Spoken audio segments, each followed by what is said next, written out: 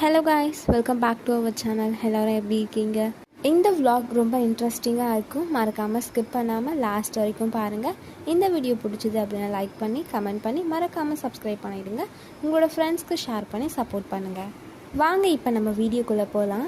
Friday morning நான் ஒரு training போகிறதுனால ஒரு 7 o'clock போல் என்ன பண்ணேன் அப்படின்னா பஸ் ஸ்டாப்க்கு வந்து நடந்து போகணும். யாரும் இல்லை அப்படின்ற